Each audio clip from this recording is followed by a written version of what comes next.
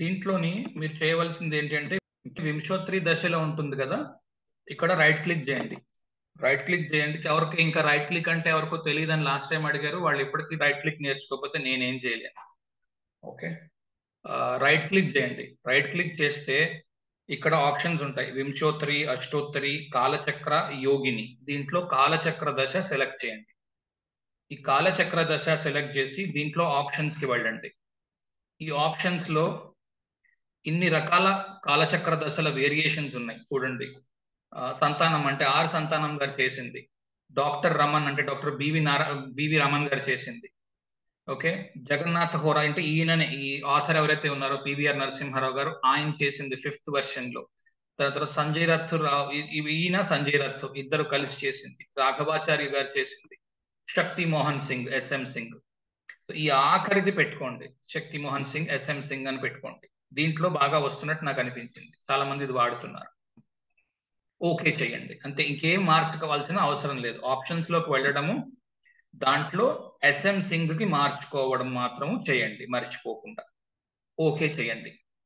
ఇలాంటివి చేసినప్పుడు ప్రిఫరెన్సెస్ కి వెళ్ళారు అనుకోండి, ఈ ప్రిఫరెన్సెస్ లో చూడండి సేవ్ ప్రిఫరెన్సెస్ అని ఉంటుంది. ఇవన్నీ మీరు సెట్టింగ్స్ చేసుకున్న తర్వాత సేవ్ ప్రిఫరెన్సెస్ చేసుకుంటే మీరు ఎప్పుడు కాలచక్ర దశ పెట్టినా కూడా మీకు ఇదే ప్రిఫరెన్స్ లో ఓపెన్ అవుతుంది.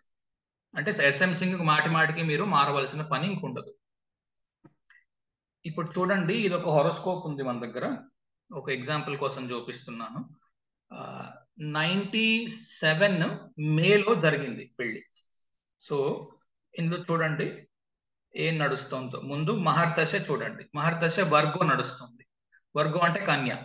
ఓకే, లిబ్రాతో స్టార్ట్ అయింది, లిబ్రా, వర్గో, లియో, క్యాన్సర్ ఇలా వరుసగా నడుస్తూ ఉంటాయి. ఇవన్నీ నేను ఎలా నడుస్తాయి అన్నవి నేను నెక్స్ట్ వీక్ ఎప్పుడో మరో మారు చెప్తాను. ప్రస్తుతానికి తెలుసుకోవాల్సింది ఏంటి అంటే పెళ్లికి టైమింగ్ సులువుగా 2 ముక్కల్లో ఎలా చేయడం అన్నది నేర్పిస్తున్నాను. ఓకే, వర్గో, వర్గో అంటే ఏంటి? కన్య. ఓకే, కొంతమందికి సౌత్ చాట్ కావాలి.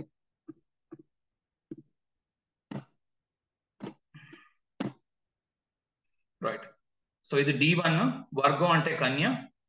కన్య నుంచి చూడండి 1వ అధిపతి ఎవరు, 7వ అధిపతి ఎవరు. ఇప్పుడు ఈ రాశిలో ఉన్న లగ్నాన్ని మర్చిపోండి. ఓకే, మీరు తీసుకోవాల్సింది ఏంటి అంటే ఈ దశ ఏదైతే నడుస్తుందో దశని లగ్నంగా అనుకుని అక్కడి నుంచి 1, 7 అధిపతులు తీసుకోండి. ఇప్పుడు 1వ అధిపతి బుధుడు అయ్యాడు, 7వ అధిపతి గురువు అయ్యాడు. ఇప్పుడు బుధుడు గురువు ఇద్దరు కలిసి ఒక్క చోట ఉన్నారు. ఓకే, దీనికి తోడు సప్తమాధిపతి కూడా ఉంటే మరింత బలంగా ఉన్నట్టు. భాగ్యాధిపతి ఉంటే మరింత బలంగా ఉన్నట్టు. భాగ్యాధిపతి ఎవరు? శుక్రుడు. సో ఇప్పుడు బుధ, గురు, శుక్రులు ఒక్క చోటనే ఉన్నారు. ఓకే, కనుక ఇది క్వాలిఫై అవుతోంది. ఇప్పుడు దీంట్లో క్లిక్ చేస్తే, వర్గోని క్లిక్ చేస్తే మీకు మళ్ళీ వీటిలో అంతర్దశలు వస్తాయి. ఈ అంతర్దశలు మీరు D9 లోని చెక్ చేయవలసి ఉంటుంది. ఈ పెళ్లి 97 మేలో అయ్యింది. ఓకే, 97 మేలో అయ్యింది పెళ్లి, 97 మే. సో 97 మేలో టారస్ దశ నడుస్తోంది. టారస్ అంటే వృషభము. ఈ వృషభ దశలో ఎందుకు నేను ఇంగ్లీష్ పేర్లు నేర్చుకోమంటున్నాను అంటే ఇక్కడ మీకు తెలుగు పేర్లు రావు, దయచేసి గుర్తుపెట్టుకోండి. ఇక్కడ మాత్రం మీకు తెలుగు పేర్లు రావు, మీరు పెట్టుకున్నా సరే ఇక్కడ మాత్రం మీకు ఇంగ్లీష్ పేర్లే వస్తాయి. చచ్చినట్టు మీకు తెలిసి ఉండవలసిందే. కనుక ఈ వర్గం అంటే ఏంటి, బుర్రకొక్కుంటుంటే కుదరదు, ప్రతిసారి గుర్తుండి తీరవలసిందే. టారస్ నడుస్తుంది అంటే వృషభానికి వృషభంలో ఇప్పుడు లగ్నాన్ని వేసుకోండి. ఇది వృషభం, ఈ చార్ట్ చూస్తున్న వాళ్ళకి ఇది వృషభము. ఇక్కడ నుంచి సప్తమమేమో వృశ్చికము అయింది. కనుక శుక్రుడు, కుజుడు. శుక్రుడికి కుజుడికి ఏ రకమైన కనెక్షన్ ఏమైనా ఉందా ఒకసారి చూసి చెప్పండి. పరస్పరం చూసుకుంటున్నారా? ఓకే, లేకపోతే ఒక్క చోట ఉన్నారా, కలిసి ఉన్నారా, ఏ రకంగానైనా కలుస్తున్నారా?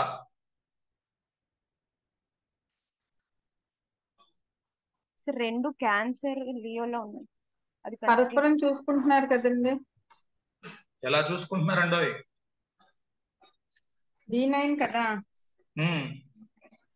D9 లో శుక్రుడు కర్కాటకంలో ఉన్నాడు, బుధుడేమో ఇక్కడ ఉన్నాడు కదా. బుధుడు ఎక్కడి నుంచి వచ్చాడు? శుక్ర కుజులు, కుజుడా? మార్స్. ఓకే. మరంతే కదా. ఓకే.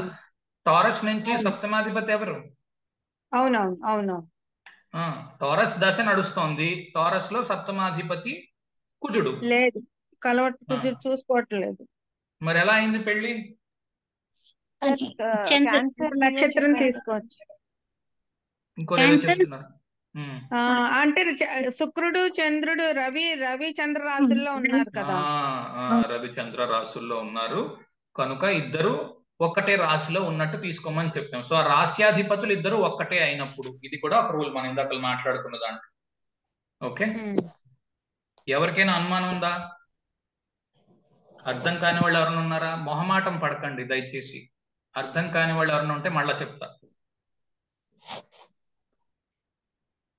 సార్ ఇది రాశ్యాధిపతులు ఒకటే అవడము ఆ పాయింట్ అర్థం కాలేదు సార్. ఓకే, చెప్తారా? చెప్తాను చూడండి. ఇప్పుడు టారస్ తీసుకోండి. టారస్ అంటే తెలుసు కదా. టారస్ దాకా అర్థమైందా? అర్థమైంది కదా. స్క్రీన్ మీద రాశి చక్రం కనబడడం లేదు. అవునండి, ఇప్పుడు రాశిచక్రం చూడలేదు కాబట్టి రాశిచక్రం కనబడటం లేదు. పైన ఈస్ట్ ఇండియన్ చార్ట్, కిందని సౌత్ ఇండియన్ చార్ట్. రాశిచక్రం కావాలి అంటే D1 పెట్టుకోవాలి. ఎందుకంటే నేను చెప్పే దాంట్లో చాలా మంది పై రకమైన చార్ట్ చూసేవాళ్ళు కొంతమంది ఉన్నారు, కింద రకం చార్ట్ చూసేవాళ్ళు కొంతమంది ఉన్నారు. అంతకంటే నేను ఎక్కువగా ఈస్ట్ ఇండియన్ చార్ట్ చూసి నేర్చుకున్నాను కనుక నేను సౌత్ ఇండియన్ చార్ట్ చూసి చెప్పగలను, కానీ స్పీడ్ తక్కువ. అందుకోసం నా కోసం నేను ఈస్ట్ ఇండియన్ చార్ట్ పెట్టుకున్నాను. Okay, coming back to me ప్రశ్న ఏదైతే ఉందో, లగ్న సప్తమాధిపతుల్ని ఐడెంటిఫై చేయండి అంతర్దశలో లేకపోతే మహర్దశలో. కనెక్షన్స్ ఎలా చూస్తున్నారు అంటే ఒక చోట కలిసిపోయి ఉండడము. లగ్న సప్తమాధిపతులు ఎవరు? ఇప్పుడు శుక్ర కుజులు ఒక చోట ఒక రాశిలో ఉండడం, ఇది మొదటి కంజంక్షన్, మొదటి క్వాలిఫికేషన్. రెండోది పరస్పరం ఒకళ్ళనొకళ్ళు చూసుకోవడం, అంటే మ్యూచువల్ సెవెన్స్, ఒకదాని నుంచి ఒకటి 7వ ఇంట్లో ఉండడము. ఓకే, మూడవది ఒకే రాశ్యాధిపతి ఉన్న ఇంటిలో ఉండడము. ఇందులో ఏంటి అంటే శుక్రుడు గురువింట్లో ఉండడము, కుజుడు గురువింట్లో ఉండడం, ఇది ఒక రకమైన కాంబినేషన్ కదా. అంటే గురువుకు 2 ఇళ్ళు ఉన్నాయి. ఏంటంటే ధనస్సు, మీనము. కనుక శుక్రుడు ధనస్సులో ఉండి మీనంలోనేమో కుజుడు ఉన్నాడు అనుకోండి, అది కూడా ఒక కాంబినేషన్ కింద లెక్క. ఇది మనం నేర్చుకున్నాం. దీంట్లో ఏంటి తేడా అంటే ఇందులో రవికి చంద్రుడికి ఒక్కొక్క ఇళ్లే ఉన్నాయి కనుక వాళ్ళిద్దరిని ఒక్క ఇంటిగా భావించండి అని చెప్తున్నారు. వాళ్ళిద్దరిని ఒక్కరిగా భావించండి. ఇప్పుడు ఏమైంది? శుక్రుడు ఉన్న ఇంటి అధిపతి చంద్రుడు అయ్యాడు. ఫర్ ఎగ్జాంపుల్ నన్ను చెప్తానిస్తే కంప్లీట్ చేయనిస్తే బాగుంటుంది. నన్ను చెప్పనండి, ఎలాగో అడిగారుగా క్వశ్చన్. శుక్రుడున్న ఇంటి అధిపతి చంద్రుడు, కుజుడున్న ఇంటి అధిపతి రవి. ఓకే, కనుక ఈ ఇద్దరు ఒకే ఇంట్లో ఉన్నట్టు లెక్క. ఓకే, సో ఇప్పుడు ఒకవేళ మీకు ఇది చూడండి, 96 ఏప్రిల్ నుంచి 97 డిసెంబర్ వరకు ఉంది. ఇందులో టైం చూడండి, ఏప్రిల్ బర్త్ టైము 1:13 ఉంది. నేను దీన్ని ఇందులో సరిగ్గా చూడండి, 96 ఏప్రిల్ 97 డిసెంబర్. నేను దీన్ని మూవ్ చేస్తున్నాను అనుకుందాం. దీన్ని ఏదో 3 నిమిషాలు మూవ్ చేశాను. ఎంత తేడా ఉందో చూడండి. 3 minutes కి టారస్ లో లేదు, ఇప్పుడు ఏరీస్ లో పెళ్ళైనట్టు చూపిస్తాం. దీన్ని బట్టి మీరు అడ్జస్ట్ చేసుకోవచ్చును టైంని. నిజానికి ఏంటంటే ఏరీస్ అయినా టారస్ అయినా వాళ్ళిద్దరే అవుతున్నారు, శుక్ర కుజులే అవుతారు మళ్ళీ.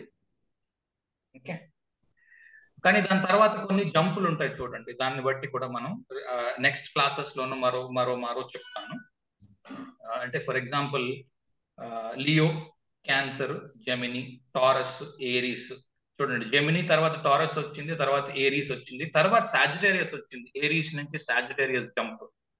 సో ఇలాంటివి వచ్చినప్పుడు కొన్ని మార్పులు అవి ఉంటాయి. అవి ఎలా వస్తాయి ఏంటి అన్నది మనం మరోసారి నేను మీకు నేర్పిస్తాను. ప్రస్తుతానికి మనం తీసుకున్న కాన్సెప్ట్ ఇవాళ ఏంటి అంటే పెళ్లిని ఎలాగ కాలచక్ర దశలో టైమింగ్ చేయవచ్చు.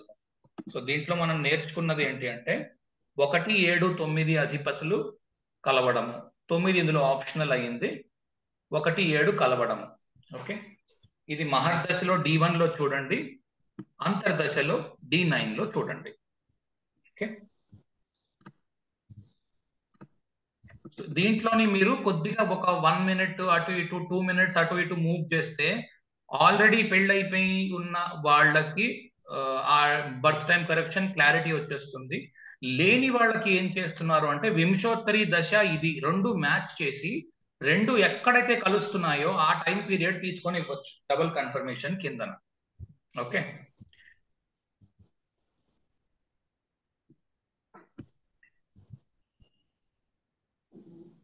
సార్ ఇందులో కూడా వింశోత్తరి దశ 360 days తీసుకుంటే కాలచక్రకి ఆల్మోస్ట్ ఆల్ కలుస్తాం సార్.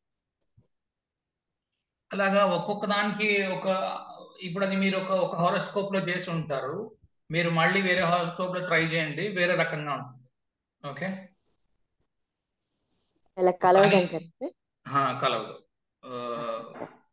సరే ఒక్కో దానికి ఒక్కోలా ఉంటుంది, ఎందుకంటే డెఫినేషన్ ఇన్ ఇయర్స్ అన్నది 365 తీసుకున్నా 360 తీసుకున్నా మనం మహా బతికితే 100 ఏళ్ళు బతుకుతాం. ఓకే, సంవత్సరానికి 5 రోజులు తేడా చెప్పుని చూసుకుంటే 100 ఏళ్ళు బతికినా 50 రోజులు తేడా వస్తుంది.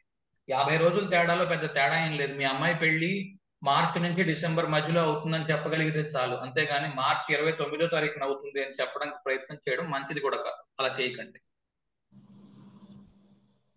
ఓకే, ఎందుకంటే మనం ప్రెడిక్ట్ చేస్తున్నది ఏంటి అంటే ప్రతిసారి చెప్పేది అదే, యోగమాయ అంటాం కదా, ఆవిడే పరిపాలిస్తూ ఉంటుంది. నువ్వు ఎంతైతే ప్రయత్నం చేసి ఎంత కిందకైతే వెళ్ళిపోయి ఆ మాయని విచ్ఛేదం చేయడానికి ప్రయత్నం చేస్తున్నావో అంత ఎక్కువగా మీ మీదకి ఛాలెంజ్ విసురుతూ ఉంటుంది మొహం మీదకి. కనుక ఓవర్ గా ప్రిడిక్ట్ చేసేసి ఏదో రోజులు గంటలు దాకా ప్రిడిక్ట్ చేయడానికి ప్రయత్నాలు చేయకండి. నా ఉద్దేశం, చేసేవాళ్ళు ఉన్నారు, చాలా ఎక్స్పర్టీస్ చేసేవాళ్ళు ఉన్నారు, నేను చూశాను కూడా కంటితో. నాకు అంత ఎక్స్పర్టీస్ లేదు కనుక నేను అది చేయను. నేను ఓన్లీ అంతర్దశ వరకు వెళ్తాను. బాగా పెద్ద దశలు అయినప్పుడు మాత్రమే అంతర్దశలోని కిందకు వెళ్ళి చూస్తాను. ఆ కిందన ఉన్న దశని సబ్దశని అప్పుడు చూస్తాను, అంతవరకు చూడండి. ఎందుకంటే ఆ సంవత్సరం చెప్పగలిగితే చాలు, అంతకు మించి కిందకి వెళ్ళడానికి ప్రయత్నం చేయకండి.